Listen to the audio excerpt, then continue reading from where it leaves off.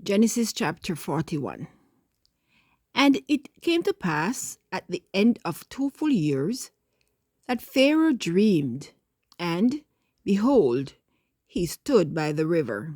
And behold, there came up out of the river 7 well-favored kine and fat-fleshed, and they fed in a meadow. And behold, 7 other kine came up after them out of the river, ill-favored and lean-fleshed, and stood by the other kine upon the brink of the river. And the ill-favored and lean-fleshed kine did eat up the 7 well-favored and fat kine. So Pharaoh awoke, and he slept and dreamed the second time, and behold, 7 ears of corn came up upon one stalk, rank and good. And behold, 7 thin ears and blasted with the east wind sprung up after them. And the 7 thin ears devoured the 7 rank and full ears. And Pharaoh awoke, and behold, it was a dream. And it came to pass in the morning that his spirit was troubled. And he sent and called for all the magicians of Egypt, and all the wise men thereof. And Pharaoh told them his dream, but there was none that could interpret them unto Pharaoh. Then spake the chief butler unto Pharaoh, saying, I do remember my faults this day. Pharaoh was wrath with his servants, and put me in ward in the captain of the guard's house, both me and the chief baker. And we dreamed a dream in one night, I and he. We dreamed each man according to the interpretation of his dream.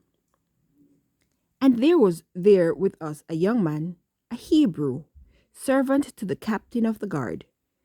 And we told him, and he interpreted to us our dream. To each man according to his dream he did interpret. And it came to pass, as he interpreted to us, so it was. Me he restored unto mine office, and him he hanged. Then Pharaoh sent and called Joseph, and they brought him hastily out of the dungeon. And he shaved himself, and changed his raiment, and came in unto Pharaoh. And Pharaoh said unto Joseph, I have dreamt a dream, and there is none that can interpret it. And I have heard say of thee that thou canst understand a dream to interpret it. And Joseph answered Pharaoh, saying, It is not in me. God shall give Pharaoh an answer of peace. And Pharaoh said unto Joseph, In my dream, behold, I stood upon the bank of the river, and behold, there came up out of the river 7 kine, fat-fleshed and well-favored, and they fed in a meadow. And behold, 7 other kine came up after them, poor and very ill-favored and lean-fleshed, such as I never saw in all the land of Egypt for badness. And the lean and the ill-favored kine did eat up the first 7 fat kine. And when they had eaten them up, it could not be known that they had eaten them, but they were still ill-favored, as at the beginning. So I awoke. And I saw in my dream, and behold, 7 ears came up in one stalk, full and good. And behold, 7 ears, withered, thin, and blasted with the east wind, sprung up after them. And the thin ears devoured the 7 good ears. And I told this unto the magicians, but there was none that could declare it to me. And Joseph said unto Pharaoh, The dream of Pharaoh is one. God had shown Pharaoh what he is about to do. The 7 good kine are 7 years, and the 7 good heirs are 7 years. The dream is one. And the 7 thin and ill-favored kine that came up after them are 7 years. And the 7 empty airs blasted with the east wind shall be 7 years of famine. This is the thing which I have spoken unto Pharaoh. What God is about to do, he showeth unto Pharaoh. Behold, there come 7 years of great plenty throughout all the land of Egypt. And there shall arise after them 7 years of famine, and all the plenty shall be forgotten in the land of Egypt, and the famine shall consume the land. And the plenty shall not be known in the land by reason of that famine following, for it shall be very grievous. And for that the dream was doubled unto Pharaoh twice. It is because the thing is established by God, and God will shortly bring it to pass. Now therefore let Pharaoh look out a man discreet and wise, and set him over the land of Egypt. Let Pharaoh do this, and let him appoint officers over the land, and take up the 5th part of the land of Egypt in the 7 plenteous years. And let them gather all the food of those good years that come, and lay up corn under the hand of Pharaoh, and let them keep food in the cities. And that food shall be for store to the land against the 7 years of famine, which shall be in the land of Egypt, that the land perish not through the famine.